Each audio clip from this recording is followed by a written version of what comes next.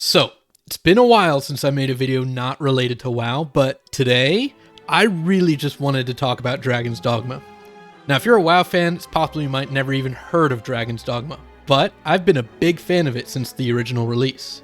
Its sequel, which I've been hyping my ass off for ever since it got announced, finally came out, and after beating my first playthrough of it and playing occasionally ever since, on the whole, I find it one of the best video game experiences to release in recent memory, up alongside games like Baldur's Gate 3. But it's not without its fair share of shortcomings, some of them actually quite severe. And since this game has been taking over my life in the same way that WoW sometimes has a habit of doing, naturally, I want to just take some time to go over some of these problems and their possible solutions. Now, since so many people who watch my YouTube nowadays are WoW guys, before we get started on this is the pawn I made. It's Illyria Windrunner. And this is another pawn someone else made. It's Scarlet Inquisitor Whitemane. There's your Warcraft fix. Make more Warcraft character pawns. I need them. Now let me get this out of the way, because again, I'm in love with this game right now, and despite what I'm going to be talking about in this video, there's so much about this game that is a direct improvement over its predecessor. Physical classes, newly introduced classes, and even some of the returning magical classes are way more fun and interesting to play than the first game. Early game story does a much better job at grabbing you long enough to reach the meat of the actual good plot. Travel is a lot less of a hassle while not going too far and ruining the sense of adventure it's meant to provide. The customization is orders of magnitude above the first game, which itself already had some incredible customization. So then, what's wrong with it? Well, there's one massive thing that'd be kind of the elephant in the room if I started with anything else because it's such a huge issue.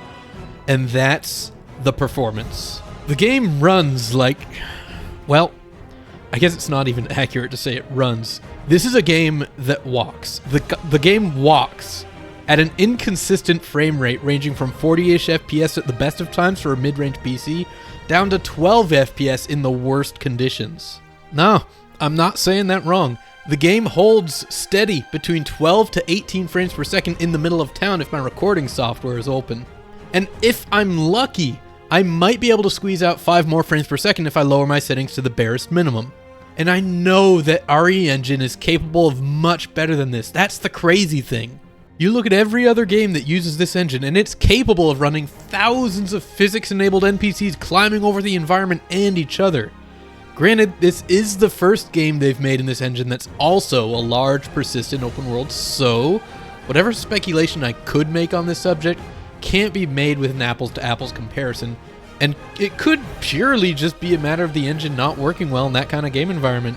However, there is fairly strong evidence to suggest that either the game's NPCs are coded sloppily or that the game's DRM is having a profound impact on the game's performance, maybe even a little bit of both. When I mentioned past RE Engine games never having any kind of similar problems, well, there was one exception. Resident Evil 8, which shipped with the same DRM and anti-tamper software that Dragon's Dogma 2 has, encountered bizarre frame rate and frame pacing issues in scenarios where lots of effects were happening at the same time close to the screen.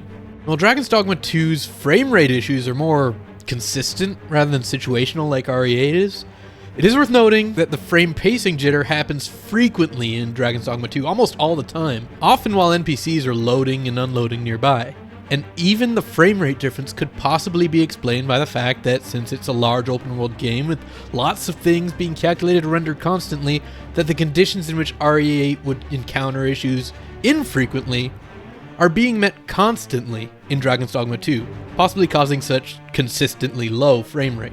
But without a cracked version to compare it to like with RE8, again, it's hard to say that this is the problem for sure. And without another RE Engine game being open world to use as an example, it's hard to say that it isn't just the engine falling short in these conditions.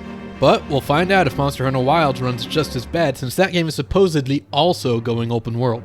Plus, there was an update while I was writing the script that claimed to have addressed some of the performance issues with NPCs. However, as evident from this footage I took after the update, this change seems to make a marginal difference, if any, in the cities, and the performance remains consistently low in other less populated areas. But all of that aside, whether it's bad code or if it's a performance-heavy DRM, neither of those are something that's going to change overnight. Reworking the entire NPC code for how a game tracks all the NPC's status and location in the world, not even limited to those being rendered on screen, is a task that takes time. And given the supposed performance patch's effectiveness, probably isn't even the issue. And the reason DRM is put in the game to begin with is to try and prevent piracy on the game's release to arguable effectiveness, but nonetheless, its removal would be something that would never happen until the game's already been out for a while, for sales reasons. But there's a simpler solution that can serve as a band-aid fix in the meantime and elevate the performance even more if they manage to fix the core performance issues afterward. And that's frame generation. Fortunately, a recent update that dropped while I was writing this script has added DLSS frame gen natively, and that's fantastic news, but the downside is that only people who own an Nvidia 40 series card or higher get to use it. And its implementation broke the mods that allow it to use other forms of frame generation that other people can use. One such alternative, supported by AMD's FSR, can work on any graphics card, so to vouch for its implementation in Dragon's Dogma 2, let me first explain for those unaware just what frame generation is and why you should care about this. This black magic product of AI engineering has been slowly making its way into modern games, and what it does is well beyond what AI upscaling methods like DLSS and FSR are capable of on their own. Where DLSS and FSR just upscale a lower resolution image, their respective frame generation modes also insert additional AI generated frames in between those rendered frames to provide a smoother visual experience. Using the admittedly janky mod-based implementations of SSR frame gen, you can see a 12 to 18 FPS scene jump up to 30 to 40 FPS, and a 30 to 40 FPS scene jump up to 60 to 80 FPS.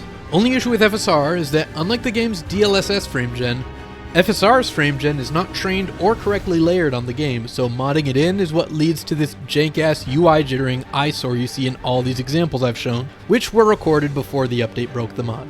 Now I can't imagine a world where cleverly coding your way out of a CPU bottleneck is easier than training FSR's frame generation AI to work cleanly in the game, especially when it's already been done with DLSS. Bethesda even did it for Starfield after it got panned for poor performance on release, and it showed a remarkable improvement to the game's performance. As low of an opinion as people have of Bethesda for some reason these days, you'd think it would be a Herculean task for them to fix an open-world game's struggling performance, but they did it, while Dragon's Dogma still suffers massively. So that has to mean either Capcom is grossly incompetent, or Bethesda are actually ahead of the curve technologically. And you know what? I know Capcom is made up of extremely talented and passionate developers. Perhaps it's just a matter of Capcom not really realizing how important frame gen can be when trying to achieve better performance, or maybe they don't even care, but they should. And while they're at it, they should go ahead and add quality settings for their currently implemented ray tracing, which is great looking most times, but often runs into instances of clear smearing and ghosting, as its default RTX resolution is like 40% of the default unless you run mods to fix it. I hope that Capcom can take the next couple steps necessary to complete the implementation of frame generation Dragon's Dogma 2, like Bethesda has with Starfield, especially with how much poorer Dragon's Dogma's performance is than Starfield, which implemented frame generation anyways. Now, while that's certainly number one on my list, and I think it should be Capcom's highest priority to fix, there's still some other gameplay-focused missteps they've made, and I'd like to hope we can see addressed in future updates or DLC. While I largely only have praise for the gameplay of these varied vocations, you'll notice I specifically said some of the magic-oriented classes are in a great state. That's because, unfortunately, the quintessential mage class, the sorcerer, was left severely lacking in comparison to the original game's counterpart. While mechanically it sees several improvements like quick casting for increased stamina cost, spell hold for pre-casting some of the longer, more devastating spells like Meteoron, and galvanizing for restoring more stamina to continue casting the spells that are so essential to your combat effectiveness. But where Sorcerer excelled in the original game was its extraordinary variety of incredibly interesting and equally dangerous spells. It didn't do anything mechanically interesting, but it made up for it by just having such spectacular spells that struck awe in the players who used them to topple the towering enemies you used them against. And while DD2 Sorcerer is mechanically much more interesting to play, its spell library is drastically trimmed down, missing spells like the sick Lightning Whip conjured melee weapon, the boss-killing frost spell that summoned massive spires of ice to skewer your gigantic foes, an entire category of dark sorceries and necromancy, And for mages, the more support-oriented equivalent to sorcerers, holy and dark boons for yourself and your party members. And while I do love the new spells we've gotten for mages, I miss the spells we lost for sorcerers even more. If we get any updates or DLCs adding more abilities to existing vocations, I hope the additions for mage and sorcerer are focused on bringing back these old abilities we used to have in the original game. But spells aren't the only thing we lost moving from the original to the sequel. We also lost entire vocations to this transition. See, vocations in both games are categorized like this. You got the basic vocations organized by color, so fighter, the red class, archer, the yellow class, mage, the blue, and thief, the green. Then you got advanced versions of the base classes, like warrior, for example, is the advanced red class, sorcerer is the advanced blue class, and these are denoted by the icon being a different shade of the same color. Then you have hybrid classes, denoted by a dual tone colored banner, where Mystic Spearhand, for example, is the red and blue hybrid, and Magic Archer is the blue and yellow hybrid.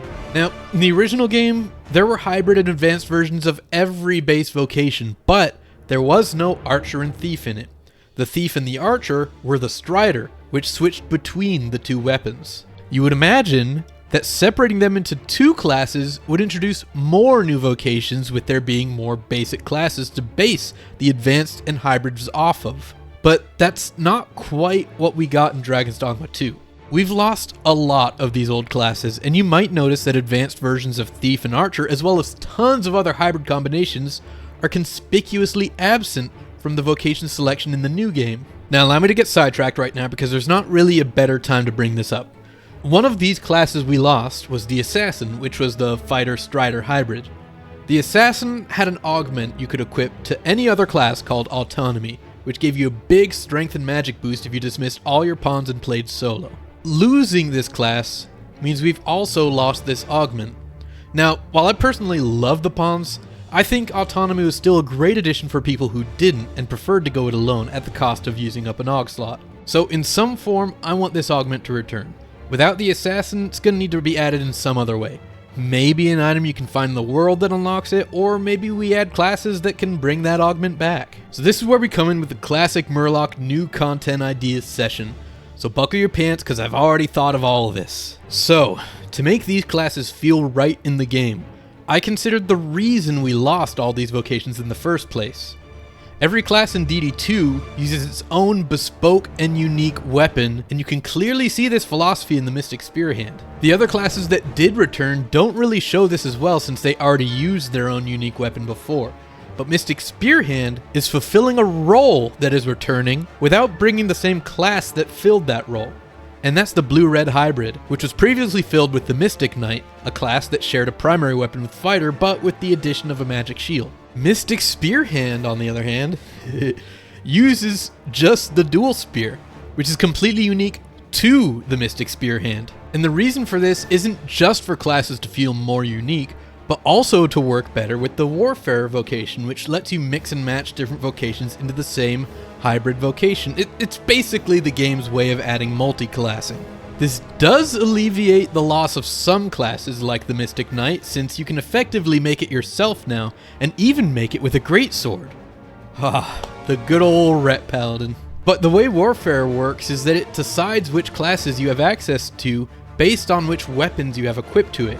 If one weapon can mean multiple different classes, then we've got a problem with Warfare. So clearly, anything we add needs to follow this philosophy, or it might not really fit with the game. Now, with that in mind, let's get started with the advanced form of Archer. Before, this took the shape of the Ranger, which was just the Strider, but instead of a bow, it used very large bow. But I sort of wanted to preserve an element of this heavy Archer in terms of gameplay with my idea. So what unique weapon would be slower but more powerful than a bow? Well, that's pretty obviously gotta be a musket. So a musketeer then. A functional variation of the Archer that sacrifices close range utility, speed, and mobility for increased range and power. So advanced yellow class? Done. And we're gonna temporarily skip over the advanced green class for reasons that'll make sense later. For now, let's look at the missing hybrids. We've got an opening for a yellow-red hybrid. Now red denotes a strength-based martial melee weapon, while yellow indicates a dexterous ranged weapon. So what weapon could be both? Well, I came up with javelins. In close range, they can simply be used as a spear, but at a distance, they're designed to be throwable. A pikeman class could easily incorporate spear throwing along with spear-based melee combat to mix both worlds of red and yellow. Now as we get into everything related to the thief, things start getting a bit more interesting. First, we got the yellow-green hybrid. We need a combination of fast, agile melee and some kind of ranged capability. Now Thief is no stranger to putting two weapons into one equipment slot, with their primary weapon being twin daggers. We can use this idea to our advantage here by making this class use a paired weapon, or we can follow the equipment style of fighter where the sword and shield are two separate pieces to mix and match, which opens up our options immensely. Now I came up with a sort of buccaneer, or I guess duelist since there's no seafaring in this game's universe, utilizing a weapon pairing of a side sword, Google it, I'm not going to explain it here, and a sidearm, some kind of flintlock pistol or hand crossbow. Hell, fighter and warrior's weapons already mix into different kinds of swords, axes, and maces, so there's already precedent for it to be both flintlocks and crossbows. The only conflict I can think of is the similarity between side swords and rapiers, which, well, fighter has a rapier. But they are a different kind of sword, and the rapier isn't used like a rapier by the fighter. So moveset wise, it could still be completely different. But what do we do about the rapier?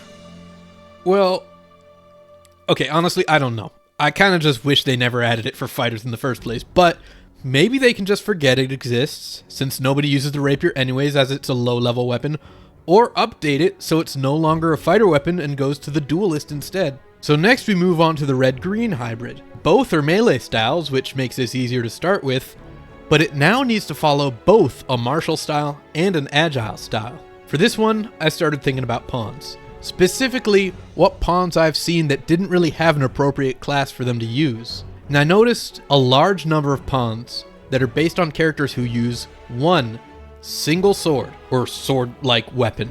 Coming up with an idea based on that narrowed this down immensely, and I thought single sword, martial, and agile. Well, at least in most media, that's kind of how samurai are always portrayed. So the idea of a swordsman came out of that. A class that only uses a single sword that's bigger than the fighters to make up for not having a shield, but smaller than the great swords to bridge the gap between the small one-handed swords of fighters and the giant great swords of warriors. And there's also, surprisingly, despite the developer's Japanese locale, zero signs of any Eastern styles or themes in this game or the original. Now, I'm not necessarily suggesting we get some kind of totally Eastern themed DLC, but rather, maybe we can learn the style from some kind of traveler from a distant kingdom to introduce much smaller medieval Eastern elements among the predominantly medieval Western environments, kind of like how Elden Ring and the Souls series in general has always handled that. With a class like this though, it wouldn't have to be limited to katanas so long as it's using any kind of two-handed longsword that's not quite long enough to consider a greatsword. And doing that would also help create even more scarcity of Eastern styles if only some gear choices for the swordsman are even based on a samurai at all. What's more, there's also the thought of the autonomy perk we lost from the first game that could make a return as an augment for the swordsman. In fact, I'd argue it fits the swordsman more than it does the assassin, given the common lone ronin trope. But now, with these last two classes, it gets even more complicated. See, in Dragon's Dogma 2, we have the Trickster class. This appears to throw a wrench in the idea of clearly defining advanced and hybrid vocations, since most hybrid vocations use the colors of the classes they're a hybrid of, and yet Trickster uses pink and purple. But there's some information we can work with to try and classify it. For one, there's the internet. Most sources online seem to be fairly confident that Trickster is the game's advanced form of thief. But then, why is the Trickster's banner dual tone like the other hybrids? And why does it use mist magic and share some armor choices with the blue classes? Plus, there's no real official sources claiming that it's an advanced permutation of the thief, so honestly, I'm gonna lean more on it being the mage-thief hybrid. But here's the real catch. Whichever it is, doesn't even really matter that much, because the class I'm thinking of to fill whichever role that's left behind will fit in either role. Think of a class that uses its fists and equips hand wraps, knuckles, claws, and other fist weapons. If the slot we need it to fulfill is an elevation of the agile melee archetype, then what fits that better than a monk? A character focused on honing their body and reflexes to be just as effective with their bare hands as other classes are with weapons? Right, yeah, that sounds just about right. But what if Trickster is the advanced thief, and our class needs to fulfill the combination of magic and agility? Well, just try and convince me that a monk who elevates their body and mind to greater heights through magic and can throw magically imbued flaming fists at its enemies isn't the perfect manifestation of that. Now, I still stand by the opinion that Trickster is the blue and green hybrid, and Monk would end up being the advanced green class. But the point is, if I'm wrong, I'm still right. That's the beauty of Monk being a new vocation. It's flexible enough to fill whatever role is left after the Trickster is decided. But the problem with Vocations doesn't stop with the available selection of them. Even in the first game, pawns weren't able to be any class and the hybrid vocations were unavailable to them. And you know what? I wasn't a big fan of that even then. And now, they've brought that limitation back. And to no surprise, I'm not a big fan of it now. Like I said before, there's a huge chunk of pawns that are based on characters that don't have an appropriate vocation that really fits them. But in some cases, it isn't even because the right class for them doesn't exist. Sometimes it's just because the right class for them is only accessible to the player. Like other holdover mechanics from the first game, this feels like a system born out of technical limitations or time constraints, and carried over because it was just how the first game worked. Keeping a few select classes like Trickster or Warfare limited to only the player still makes sense, but the simpler hybrid classes like Spearhand and Magic Archer kinda don't make sense to restrict at all. And if this restriction were to continue on for the new classes I suggested, then that means you'd have your Geralt pawns and your Obi-Wan pawns being thieves or mages instead of a swordsman like they're supposed to. And you know what? That brings me to another problem with pawns. It's another holdover from the first game, the inability to search for pawns by name. I get what they were going for, making it so instead of narrowing in on a super specific party, they want to make it so that your encountering and hiring of pawns is more random matter of happenstance.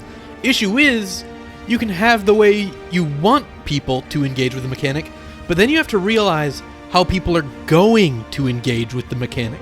With this restricted system, you'll actually end up with less people moving to new pawns because they found, say, a really good Patches pawn, and they just favorite it and rehire it because they don't want to risk never finding one as good as the last one again. This is what happened with me. I like my party, but it would be nice to mix things up with new characters, but I just don't want to have generic Samantha the Mage or James the Thief.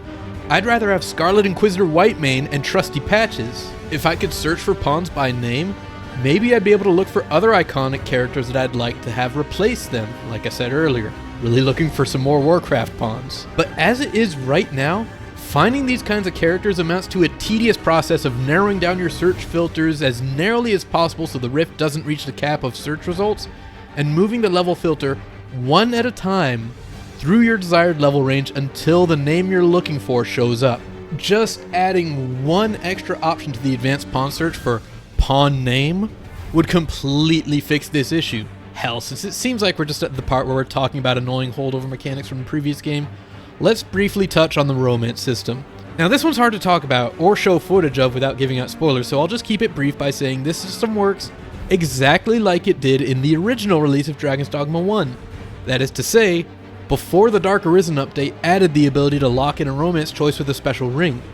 Now if you aren't familiar, this might not sound like a big deal, but the impact it plays on the story, you'll know if you know just how annoying this can be. Hell, the entire sequence where that matters was not nearly as good as it was in the first game, despite how much better the sequel does in the early story. So next is one I highly doubt I'm alone on, and that's the ability to swim. Like, in water. Now for everyone who's never played Dragon's Dogma, there's always been a lore explanation for why you can't swim, and that's because all natural bodies of water in the world are infested with a predator simply called the brine, which consumes anyone who unwittingly falls in. Now anytime something has a lore excuse, a lot of people tend to interpret that as meaning they definitely wanted this as part of the game from the beginning for lore reasons. But a lot of the time, explanations like this are invented to explain a gameplay shortcoming in a way that maintains the game's immersion. Kind of like when your parents told you don't cross your eyes or they'll get stuck like that, when in truth they just wanted you to stop doing it because it was annoying. Except here, the devs can program it to actually be true. But at the deepest layer of the game's design, there is either a technological limitation or a time limitation that prevented them from adding that extra layer of game that said mechanic would necessitate. In Dragon's Dogma's case, this is not only to keep players from wandering out into the ocean endlessly, but also so they don't need to design any areas in or around bodies of water that are otherwise unreachable without swimming, or to program swimming mechanics in the first place. For the first game? Yeah, you know what? I kinda get it. It was an older game, it was originally going to be a Berserk license game, and everything had to be redone to be a brand new IP when the license was pulled. The game was basically thrown together in a crunch. Limitations seemed like they were inevitable given the circumstances, and lots of games sacrificed swimming for similar reasons. But when it came time for the sequel, the game that was supposedly going to be the game that Capcom wished they could have made the first game, I expected the brine to be a thing of the past, or at least trimmed down to a deep sea out of bounds mechanic. Seeing the game continue to use the brine as an excuse to not create a mechanic for swimming is, I'll be honest, kinda disappointing. Especially since, well, there's a fully crafted underwater environment under every body of water, so it would have been perfect to explore those areas by swimming. And next is the ability to save customization presets. Honestly, I have no clue why this isn't already a part of the base game.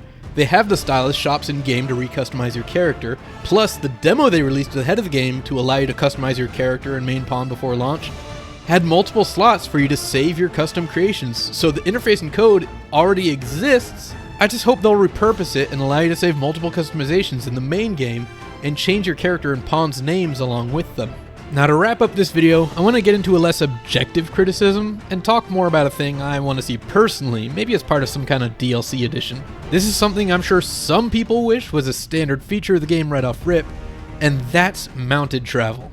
Now these days, riding a horse has become a ubiquitous part of open world fantasy games, and I'd argue to a point where it's leaned on too heavily for world design, leading to vast, but ultimately empty layouts. Dragon's Dogma 2, on the other hand, was built to be navigated on foot, and all of its travel limitations are balanced together such that when you actually engage with the design, travel and exploration feels more meaningful and rewarding. All of this, however, is much more relevant on your first playthrough, and while it's still enjoyable if you feel like engaging with it, it becomes far more likely that you'll just want to get through the environment faster once you're in New Game Plus. So that's where I think mounted travel should fit in. Not as something available right off rip for your first playthrough, but rather as something that you earn after reaching the end of the game to be used in your post-game experience in New Game Plus. And so, that concludes my rant. Fun as this game is, it does feel kind of unfinished, and with its current performance issues, it can be kind of hard to play, and I really hope that even more consideration is put into the performance, and that future content plans include some of the missing holes in its experience. Until then though, we'll just have to wait and see where it goes.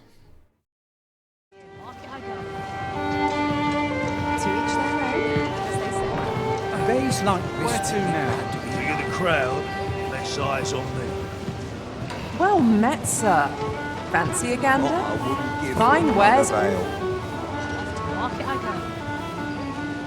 What should I get up to?